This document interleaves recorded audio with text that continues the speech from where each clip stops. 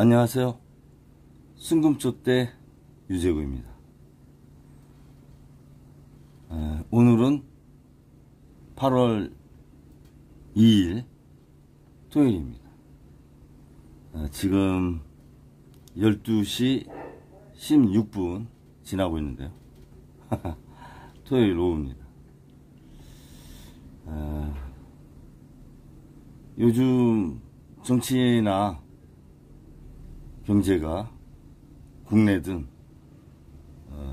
세계 경제 정치든 정상적으로 이렇게 돌아가지 않는 것 같습니다.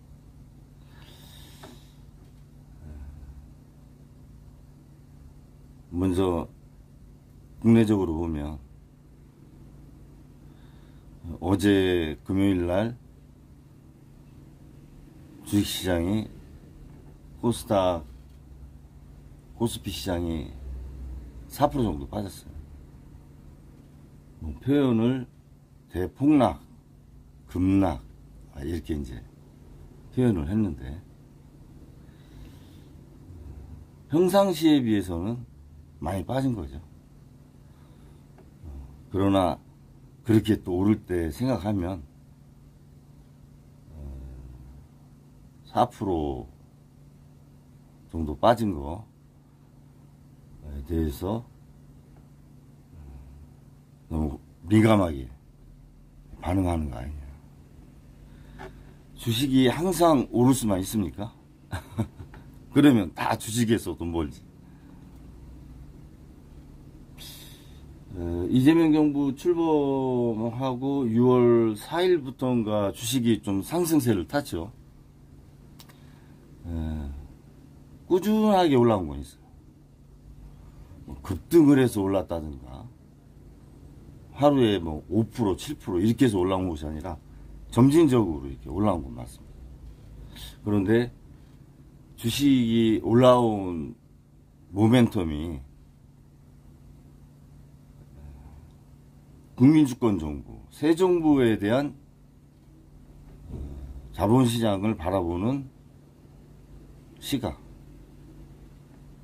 그 부분에 대한 기대감, 결국은 주식시장에 참여한 이해관계자들, 투자자들의 심리가 긍정적으로 반영해서 이렇게 오른 겁니다. 물론 외국인도 일정 부분 역할을 한 부분 있는 것 같아요. 관세 협상이 일단락 마무리됐습니다. 이전 동영상에서도 한 두세 번에 걸쳐서 말씀드렸는데, 관세 협상이 나타낸 어떤 결과, 이런 것들은 장기적인 부분이 있고 디테일한 부분이 또 있어야 되는데요. 거기에 주식시장에 대한 배당 분리과세, 그 다음에 대주주에 대한 기준, 이런 부분에 증세정책이 맞물려서 또 발표가 됐습니다.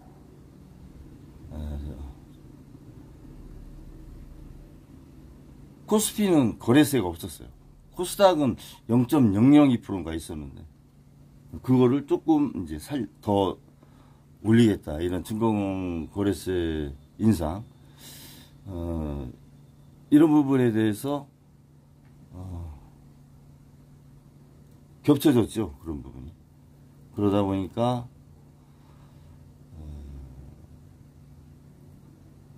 주식시장을 활성화해서 기업들이 자금을 원활하게 융통할 수 있는 하나의 시장으로서 역할을 하려고 했던 이재명 정부의 정책이 지속적인 거냐, 신뢰할 수 있는 거냐, 이런 부분에 대해서 이제 의문을 가지시는 거죠.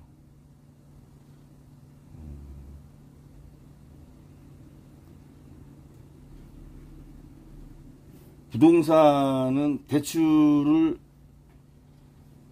일단 억제하는 쪽으로 해서 가수요를 원천적으로 차단하고 이유수요 쪽으로 시장을 형성을 하려고 하는 것 같습니다.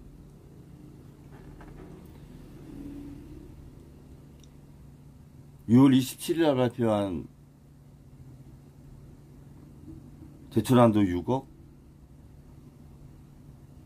6개월 안에 전입신고, 그런 것들이 상당한 시장에 영향을 줬다, 그런 생각이 듭니다. 그리고 이제 어젠가요, 8월 1일 날 전세 대출에 대해서 DSR 적용하고 무증 비율도 낮추는 거로, 그러면 전세 가격도 좀 내려오겠죠.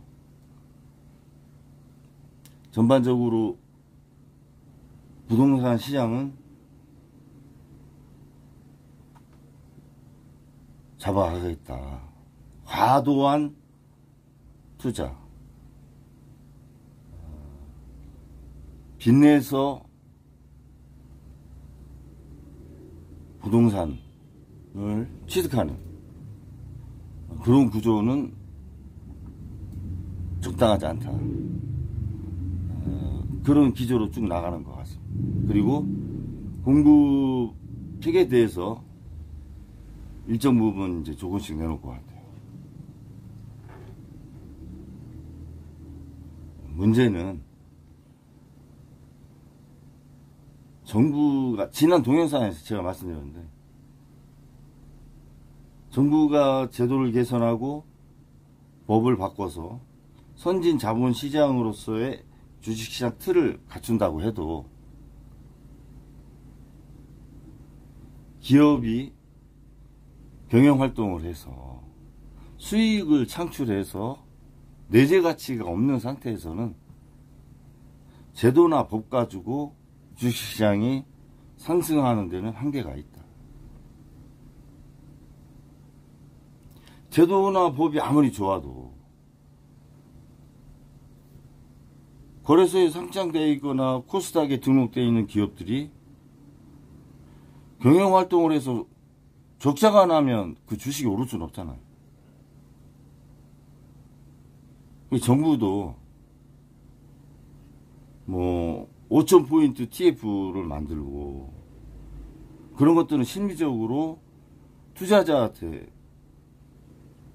좋게 반영을 할 수 있어요. 그러나 주식시장은 앞으로 지속적으로 오를 것이다,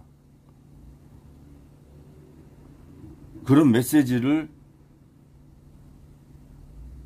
약속하듯이 이렇게 주면 안 됩니다. 왜냐하면 주식시장에 참여하는 사람은 정말 불특정 다수이니까. 같은 시점에 사는 사람이 있고 파는 사람이 있지 않습니까? 또 공매도를 하는 사람이 있어요.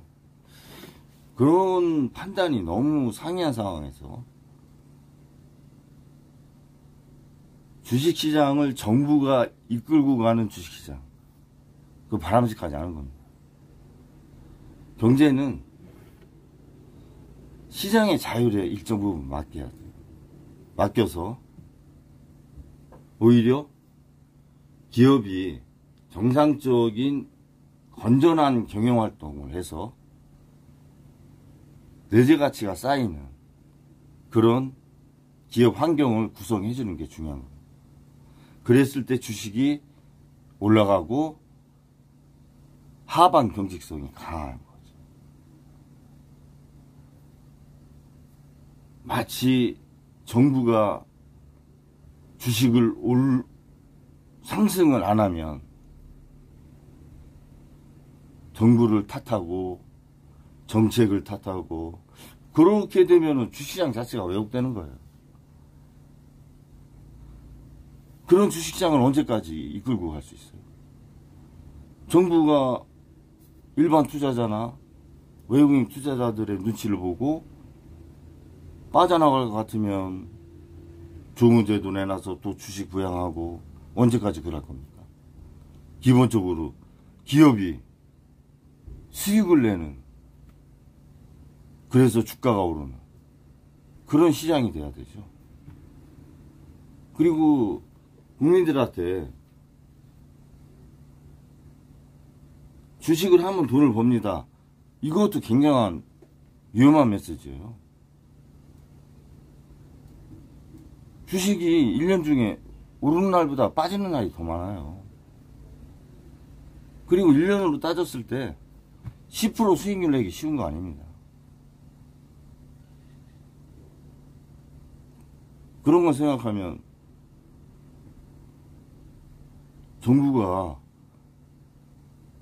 주식 투자에 대해서 마치 담보를 하고 투자를 해라. 우리 정부가 담보를 하겠다. 빠지면. 이런 뉘앙스의 메시지 전달은 위험한 거죠. 빠졌을 때 손해본 거 책임을 정부가 질 수는 없잖아요. 물론 증시를 부양한다고 하는 말을 했으니 제도나 법이 증시가 올라갈 수 있게 제도나 법을 시행하는 것은 약속을 지켜야죠. 지켜야 되지만 국가라는 것이 재정으로 또 움직여야 되잖아요. 국가가 적자가 난 상태에서 국정을 운영할 수는 없잖아요. 세수결손이 지속적으로 나면. 그러면은 적자 국채를 지속적으로 발행해야 되는데, 국가부채가 올라가면 국가 신인도가 떨어지고 이자를 더 많이 줘야 되며, 미국이 지금 고생하고 있는 국채에 대한 부채이자, 그런 상황이 오는 겁니다. 그러면 결국 지불을 못하거나 지불 유예, 그런 상황이 오는 거 아니에요. 모라토리엄이나 디폴트 상황이 오는 겁니다. 정부가 주식시장으로 투자의 성향을 옮기는 정책은 할 수 있어요. 그렇지만 전제를 항상 말씀하셔야 됩니다. 주식은 또 부동산이나 모든 투자는 자신의 책임과 판단을, 그 말씀을 꼭 하셔야 돼요. 그리고 여유 있는 돈으로 보수적으로 장기 투자를 하셔야 됩니다. 그런 말씀 드리고 싶습니다. 제가 그래도 젊었을 때 증권회사에 있었는데 시간이 지났지만 이 말은 변하지 않는 것 같습니다. 손해를 보존해줄 어떤 경제 주체는 없는 거예요. 손해봤을 때. 그 부분을 꼭 정부가 메시지를 줘야 됩니다. 그리고 주식시장에 참여하시는 일반 투자자분들도 주식이 빠졌다고 해서 정부를 무조건 약속을 안 지켰다, 주식이 빠졌으니 좋은 정부 아니다, 지지율이 떨어진다, 그러면은 그 정부가 올바른 중심을 갖고 갈 수 있을까요? 저는 그런 관계는 국익이나 국정을 운영하는 데 있어서는 안 된다, 이런 생각 듭니다. 사실 1900년대 초반에 고전경제학자분들이 그런 얘기를 했어요. 물건을 만들면, 공급을 하면 시장은 수요가 자연스럽게 창출이 되는 거다. 그게 자유시장 경제학자들 고전주의 학파 아닙니까? 그러다 보니 독점이 생기고 과점이 생기고 시장에서 왜곡되는 상황이 나오잖아요. 또 피해를 보는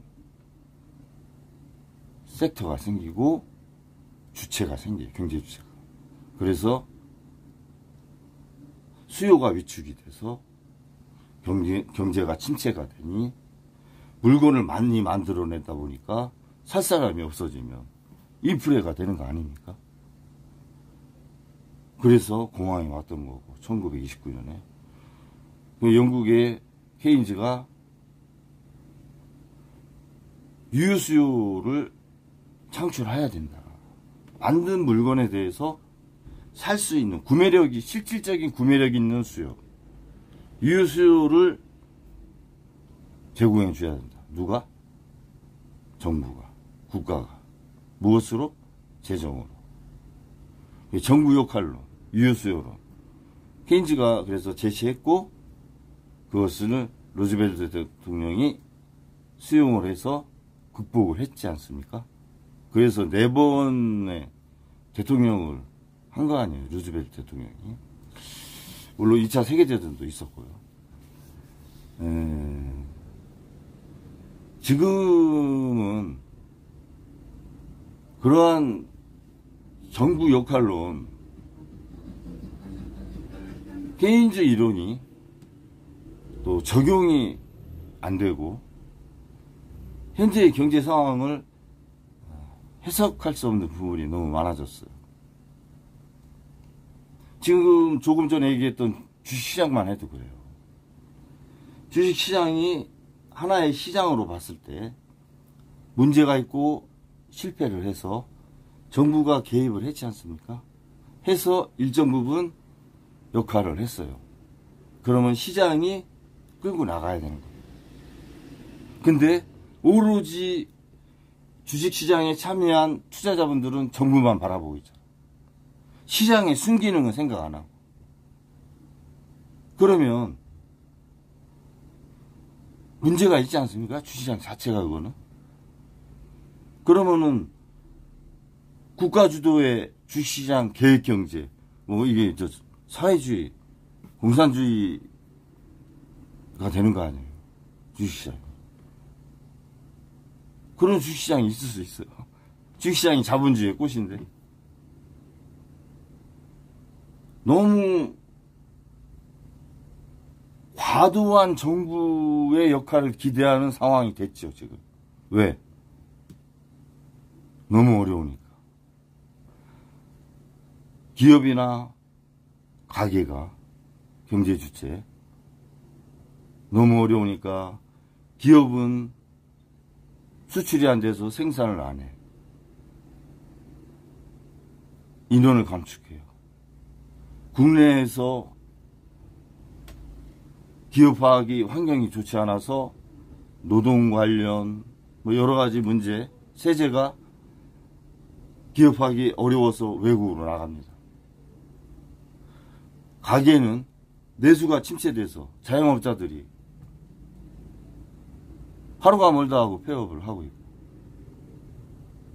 오늘 저 토요일인데 지금 한 4시간 정도 열었는데 손님이 없어요. 지금 개시도 못했어요. 12시 35분 그래서 유튜브 하는 거예요. 지금 4시간 동안 손님이 없어요. 제가 집에 있으면 문 안 열면 불안해요. 나와서 손님이 없어도 편해. 마음이 편하려고 나오는 거야. 손님이 없어도. 오늘 3만 원을 팔을지 5만 원을 팔을지 모르겠어요. 5만 원은 못 팔을 것 같아. 이런 상황이면. 전기세도 못 내는 거예요. 그런데 안 나오면 불안하고 쫓기는 거 같고 밥 먹어도 소화도 안 돼요. 나와 있어야 돼. 그래야 마음이 편해. 그래서 나와 있는 거예요. 토요일, 일요일은 완전히 소비가 없어요. 민생 회복 지원금 1차분 나왔어도 대부분 음식점, 외식 쪽이 많이 가시더라고요. 그리고 저희 같은 이런 사무용품, 이런 부분은 필수품이 아니잖아요. 필수품이 아니고 보류해도 되는 물건들이잖아요. 좀 나중에. 그리고 있는 볼펜 써도 되고. 그러다 보니까 마트나 생활필수품 또는 그동안 안 했던 뭐 식사, 가족 식사 이런 쪽으로 많이 가시고, 제가 한 가지 말씀드릴게. 정부에서나 언론에서 1차 소비 쿠폰 발행하시면서 다이소가 된다는 말을, 멘트를 많이 하시더라고. 그거 다이소 광고 진짜 몇백억짜리 해주는 거예요. 다이소가 우리나라에 1300곳이 있어요. 1300곳이 있는데 한 매장당 한 달 매출이 1억 5천이 정도 됩니다. 하루에 500만원 정도의 매출이 돼요. 평당 한 가게당 평당 한 200평씩 돼요. 1년 매출 17억 정도 됩니다. 17억이면 중소기업이에요. 굳이 다이소가 된다는 얘기를 뭐하러 그렇게 공식적인 언론에서 또 정부에서 하십니까? 이런 곳은 오질 않아요. 그래서 그런 부분도 좀 디테일한 부분에서 아쉬운 부분이 있다. 30억 이하 매출은 안 됩니다 라고 하면 되는데, 굳이 특정 기업에 대해서 그렇게 말씀을 하시는 부분은 골목상권을 싹 어렵게 만드는 거다. 그런 말씀 좀 드립니다. 정부의 역할을 너무 많이 요구하면 이게 계획경제가 되는 거예요. 사회주의. 이 세계적으로도 지금 보세요. 미국이 못 사니까 재정적자, 무역적자, 부채이자가 늘어나서 못 살고 힘들고 중산층이 민원이 많으니까 미국 정부 트럼프 내각이 이래서는 안 되겠다. 그래서 정부의 기능을 강화하자. 그게 어떻게 해요? 세계 각국에 대해서 요구를 하는 겁니다. 우리 정부가 힘드니 세계 각국의 나라들은 우리 정부를 위해서 할 수 있는 것들을 갖고 와라. 미국 시민들이나 국민들이 미국 정부의 역할을 지금 기대하는 거 아니에요? 그래서 미국 정부가 세계의 국가를 대상으로 더 큰 정부의 역할을 하는 거 아닙니까? 세계 시장의 자율에 맡기지 않고, 또는 미국 시장의 자율에 맡기지 않고 정부의 역할을 과대하게 하는 거 아닙니까? 트럼프 정부가? 이게 자본주의 시장 경제입니까? 사회주의 시장 경제 아니에요? 한 국가에 주도하는 세계 경제, 또는 한 정부가 주도하는 한 국가의 경제, 그건 자본주의 시장 경제가 아니죠. 민주주의도 아니고. 자본주의 시장 경제는 이미 끝났어요. 케인즈가 얘기했던 자본주의 시장 경제는 이미 사라졌습니다. 앞으로는 폭풍이 한번 지나가겠죠. 그래서 미국을 제외한 다른 나라들은 약 3%의 상류층만 남고 중산층이 붕괴되고, 그 중산층 이하 하류 계층은 소위 사회주의 국가에서 살게 될 겁니다. 기본소득으로 국가에서 제공하는 의식주, 아주 최저 생활로만 생활할 수 있는. 왜? 다 붕괴되니까, 앞으로. 그러고 나서 세계 경제가 전면적으로 개편되겠죠. 지금 화폐도 난립하잖아요. 스테이블 코인만 해도 코인 마켓에 1,300만 개가 있어요. 사장님 죄송한데 화폐가 그렇게 많으면 되겠습니까?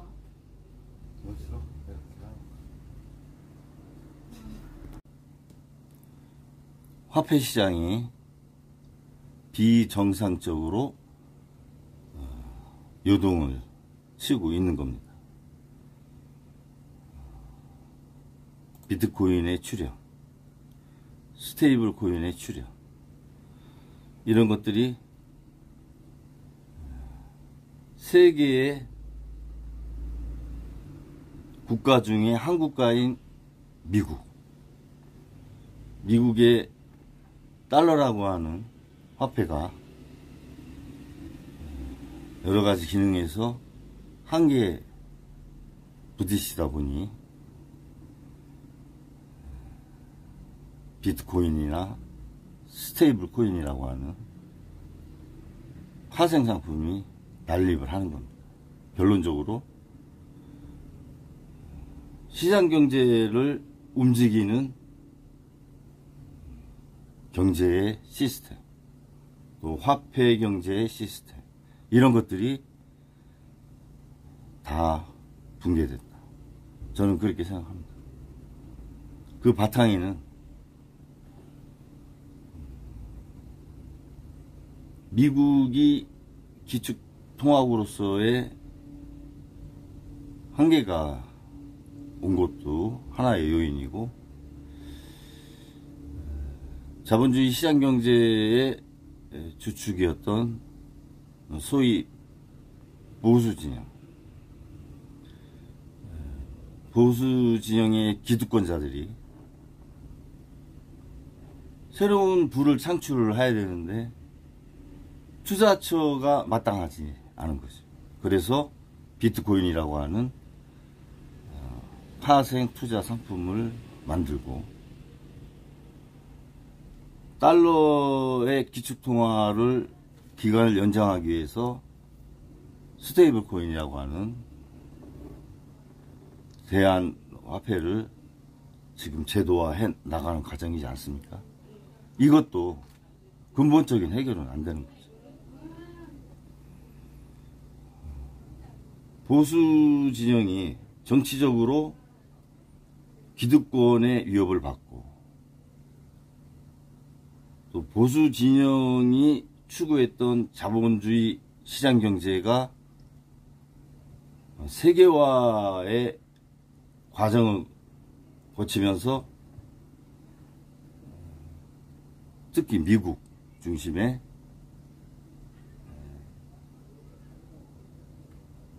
불평등한 결과를 맞다 보니까 미국 입장에서 리더십의 유형이 새롭게 나타나는 거예요. 경제를 정상적으로 보고 그것을 선순환으로 풀려고 하는 정부가 들어서는 게 아니라, 이렇게 어떠한 이념이나 제도가 붕괴됐을 때 나타나는 세력이 있잖아요. 선동가들. 그 대표적인 게 트럼프 아닙니까? 이번에 어제 고용지표 발표 나서 실업률도 좀 4.6% 오르고, 고용지표가 안 좋다고 그 통계 담당 국장을 바로 해고해버립니다. 통계를 조작했다고. 그게 정상적인 리더십입니까? 트럼프 같은 선동가가 지도자로 부상할 수 있는 상황이 된 거죠. 정치 경제 상황. 정상적인 게 아닌 겁니다. 우리 한국만 해도 보수 진영이 거의 붕괴됐지 않습니까? 정당 지지율이 17% 이렇게 나오면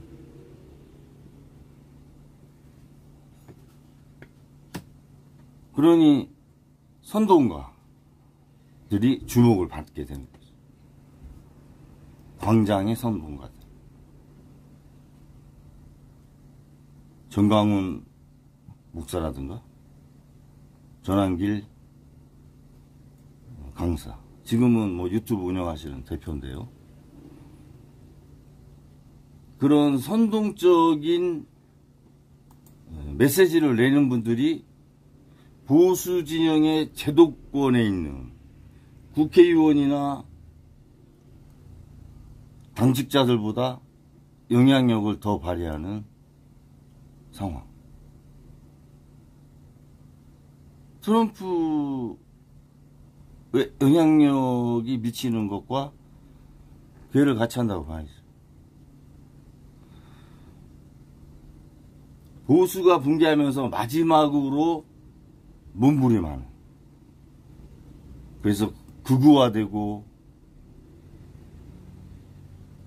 극단으로 치닫는 선동 정치, 선동 상황, 이런 것들이 나타나는 거죠.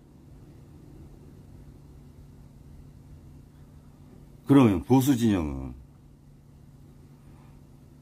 정확히 진단을 하고 정치든 이념이든 경제든 새로운 경제 이론을 학계에서 좀 내놓게 하고 그런 것들을 접목을 해서 함께 발전하는 세계 또는 한 국가에서 공동체가 발전하는 그런 체계가 돼야 되는데 그런 대안은 내놓지 않고 선동으로만 정치와 경제를 이끌어가지 않습니까? 모든 게 이제 붕괴된 거죠.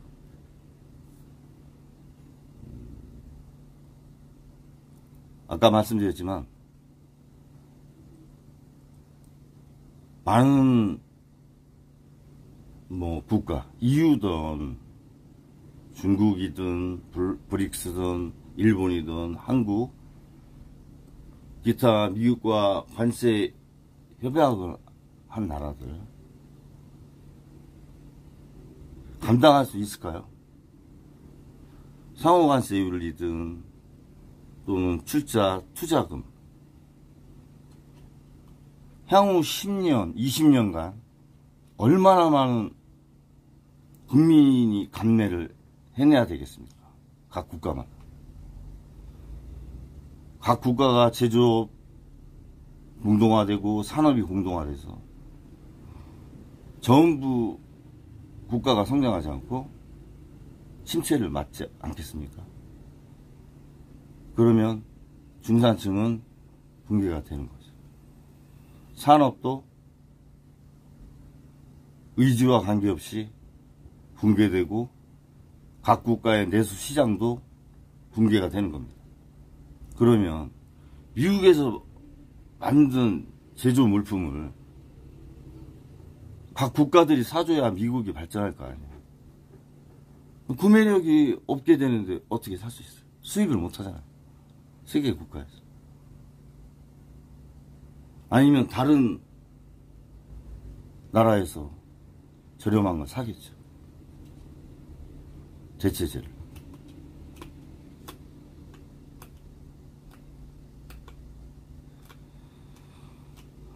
우려가 많이 됩니다. 저는 개인적으로 미국이 좀 시행착오한 부분이 있다 이런 생각합니다. 작년 8월 5일 날 주식이 폭락을 했어요. 물론 SVB 그 실리콘밸리 은행 파산되고 AI 산업에 대한 실적에 대한 의문, 뭐 이렇게 또 엔켈이 겹쳐져 가지고 폭락을 했는데, 그때 자본시장이 한번 조정을 했어야 됩니다. 그리고 나서 서서히 바닥을 다지면서 왔으면 세계 경제가 이런 구도로 가진 않았을 거다, 이런 생각이 듭니다.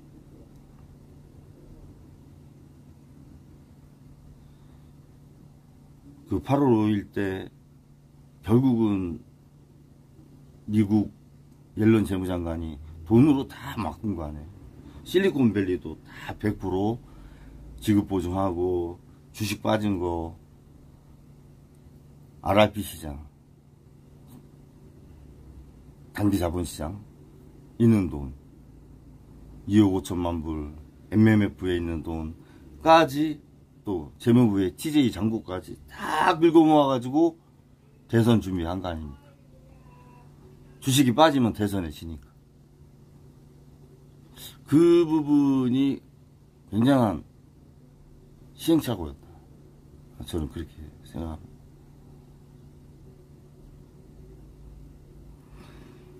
안 좋은 상황은 안 좋은 상황에 맞게 자본시장이 소화를 하고 가야 되는데, 뭐 소위 어거지로 그냥 돈으로 이렇게 메꿔서 온 거 아니에요. 부채로 이전까지 끌고 온 거 아닙니까? 자본시장. 거기에 국지전도 있었고, 세계에서.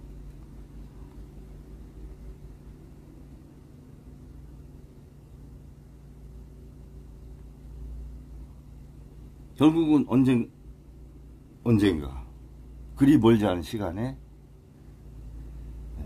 작년 8월 5일에 조정해야 됐던 부분이 몇 배로 어려운 상황을 거치고 지나가야 될 것이다, 그런 생각이 좀 드는 거죠.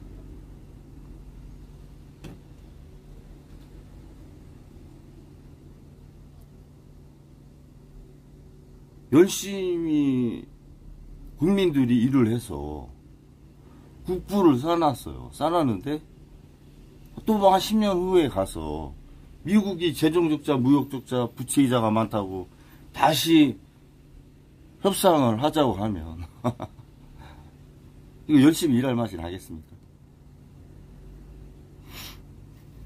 저는 뭐 2주 안에 이제 한미 정상회담이 예정이 돼 있는 걸로 알고 있는데요. 그 정상회담 하실 때 이재명 대통령께서 한미 FTA가 2007년부터 있어 왔는데 그것을 무효화하고 백지화하지 않았느냐, 그거에 대한 한국의 보상이 있어야 된다 라고 하는 부분 하나 하고요. 10년 동안 EU나 일본이나 대미 흑자 부분을 한번 다 계산을 해서 비중을 뒀을 때 한국이 3,500억 불이라고 하는 에너지 수입 비용 1,000억 불 빼고요. 그 부분이 합리적이고 납득 가는 금액이냐, 이 부분에 대한 말씀을 한 번 더 하셔야 됩니다. 국방비 5% 늘려라, 지금의 2배로. 주한미군 주둔비 100억 달러 10배 올려라. 이 부분에 대해서 그런 논리로 방어 내지는 더 얻어와야 된다, 이런 생각합니다. 충분히 우리가 할 수 있는 얘기예요. 우리도 서방세계의 최전선에서 북한과 러시아와 중국의 서방의 최전선에서 유럽의 나토 없이 대한민국이 일본보다 더 최전방에서 서방을 지켜왔다. 그 부분에 대한 비용이 얼마인지 구체적으로 제시할 수 있잖아요. 그래서 딜을 하셔야 돼요. 트럼프 내각에서 마약 세관 밀반입 의혹이라든가 이재명 정부의 북중러에 대한 친중 외교 성향에 대해서 언급하면 오해가 있으니 마약 세관 밀반입 의혹은 한국 정부 차원에서 명확한 수사를 할 것이고 죄를 저지른 사람에 대해서는 엄하게 처벌하겠다. 그 다음에 북중러에 대한 외교적인 부분에 대해서 미국의 동맹을 침해하지 않고 유지해 나가면서 외교관계를 선을 넘지 않겠다. 그런 입장을 명확하게 해서 오해를 풀지 않으면 지속적인 을의 입장에서 한미관계를 이끌어갈 수밖에 없어요. 외교적으로, 안보적으로, 경제적으로. 그렇게 어떻게 지속할 수 있어요? 모두 협상해서. 원천적으로 그걸 없애버려야지. 그것은 참모들이 할 수 있는 게 아니에요. 대통령이 풀어야 돼요. 이재명 대통령. 대참 부분이 있어야 돼요, 리더는.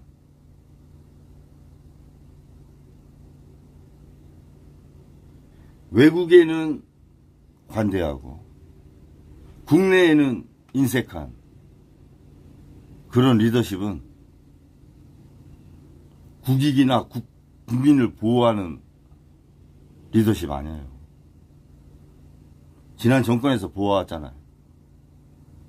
그것을 답습해서 또 하시면 안 된다는 얘기예요. 저는.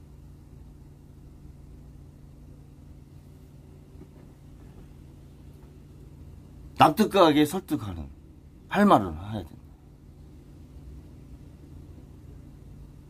동맹으로서 미국의 많은 국제전에 예의 없이 동참해 왔지 않습니까? 그런 부분도 어필하셔야 돼요. 그래서 자동차 관세도 12.5%로 내릴 수 있는 명분이 있잖아요. FTA를 제로화시킨 부분에.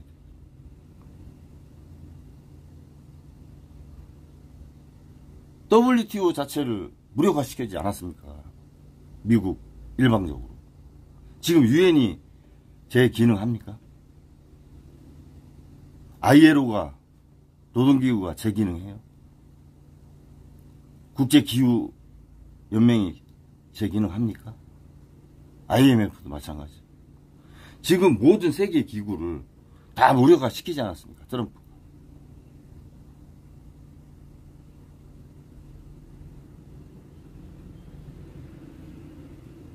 명분이 있다. 그리고 이유는 27개 국가지 않습니까? 우리는 한 국가고.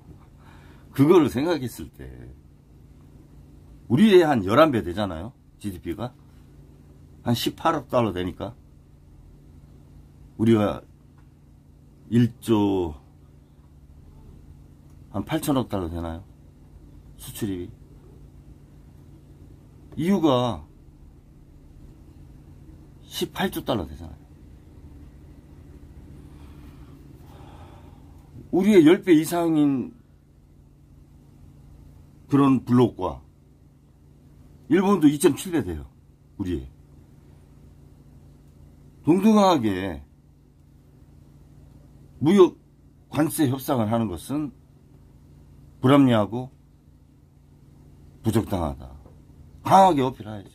이번에 한미협상에서 이재명 대통령은 분명히 이 지점을 얘기하셔서 좀 더 디테일한 부분에서 많은 것을 얻어와야 돼요.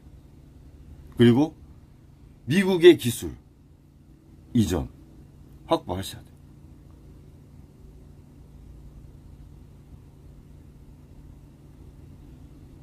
그리고 한국이 정치적으로 6개월이라고 하는 어려운 과정이 있었는데 그 부분에 대한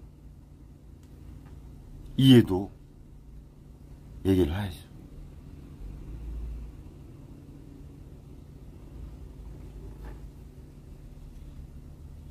한국이 제조업이 공동화되고 산업이 공동화돼서 경제가 어려워지고 국가 국력이 떨어지면 중국을 견제할 수 있는 힘이 약해지는 거다.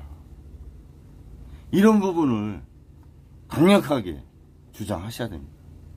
그래서 지켜야 돼요. 오히려 미국 기업이 한국에 투자를 많이 해주셔야 된다.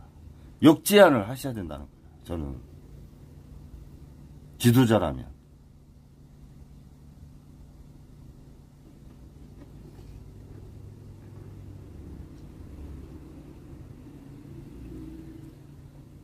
여러 가지 어려운 국내 상황에서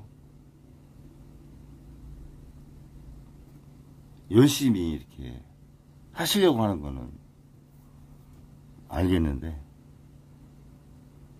대선에 나올 때 그런 표현 쓰시지 않았습니까? 제대로 이재명 제대로 협상을 하시라.